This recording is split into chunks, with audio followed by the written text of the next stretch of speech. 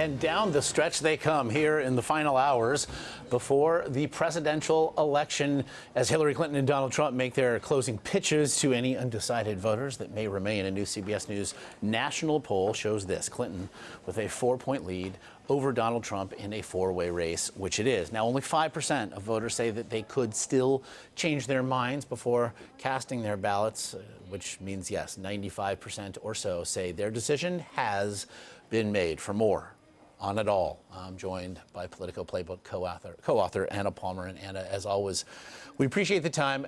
Let's talk then, really, if nothing else, about schedules as we see both candidates' final swings through the battleground today.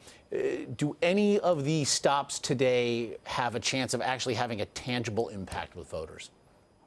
I think there's a lot of surprises here, right? You don't see Hillary Clinton's campaign going to Arizona or Georgia, some of the states, a few weeks ago when they were trying to say that they were going to broaden the map a little bit. You're going to see them go to a lot of the states where they need. You have the Clinton campaign going to Michigan. Tonight they'll be with the Obamas in Pennsylvania, a stronghold that they need for her in order to win the White House. As far as Donald Trump, he's going to be in Florida. There's a lot of attention being paid on that state, as well as some of the other ones like Michigan, where I think the Trump campaign feels like Clinton's numbers have softened a little bit. So let's talk. Let's talk right there about Michigan. It's a state that leans historically blue, although it is a state, it bears mentioning, that Bernie Sanders took in the Democratic primary.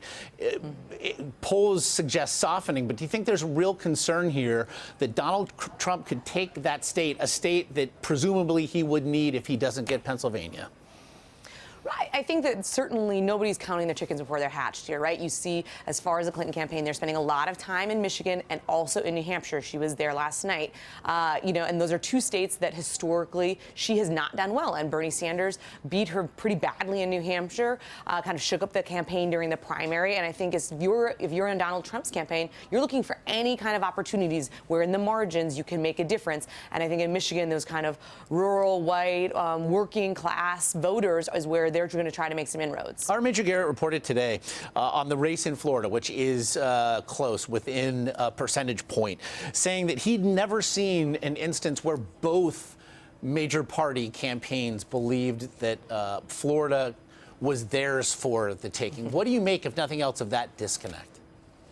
I don't know. I think I was out there a lot with Mitt Romney in 2012, following him in his campaign plan, going from state to state up until the end. And they were saying, they felt like every state that, Pennsylvania and other places that they could compete. I think what's hard is we don't have those internal numbers. Certainly, what Mark Caputo, my colleague in Florida, has been reporting is that early voting is up significantly, and a lot is hinging on what do Hispanics and Latino voters do.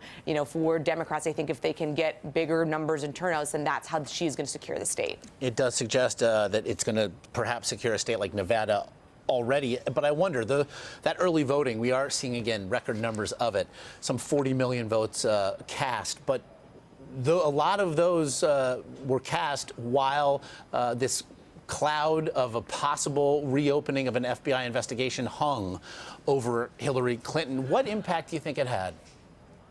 I definitely think, as far as you at the top of this, you said 95% of voters already had made up their minds, right? So people know whether they like or hate Donald Trump or Hillary Clinton. The one thing that I'm hearing from sources in Democratic camps that are running some of these campaigns is that the down ticket in terms of those House races where Democrats were hoping that they were going to have the wind in their backs behind Hillary Clinton, kind of coming out on a positive message that they were going to be able to win some of these seats that are traditionally pretty hard to kick out Republican incumbents on. They now feel like they've lost a lot of that momentum. Those 5 to 7 seats that could have made the margin in the House much tighter are lost. We've already seen Clinton campaign representatives out today citing a couple of numbers that they think tell a big story. In Florida and North Carolina, the number of Latino and Asian American votes have already doubled, and that 1/3 of the votes that have been cast were cast by people who didn't vote in 2012. We spent last week talking about perhaps the existence of a hidden Donald Trump vote, of a silent majority.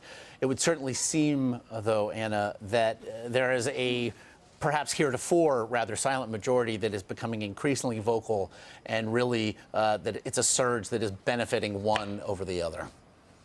Yeah, absolutely. I mean, we did a poll last week on whether or not these hidden voters existed or not, and we found that there's within a slight margin of error in terms of the people that are reporting that they would vote for somebody and actually, end up wanting to cast their ballots elsewhere. Another big number this morning, right before I came on to talk to you, my colleague Natasha Korecki in Illinois says that in Chicago, the voting is higher than in 2008 when the hometown the first-term senator was running President Barack Obama for president. So you're seeing, just a surge overall in numbers like we've never seen before. Galvanizing of historic proportion, to be sure. Co-author of the Politico Playbook, Anna Palmer, as always, but especially today. We very much appreciate the time. Thanks so much.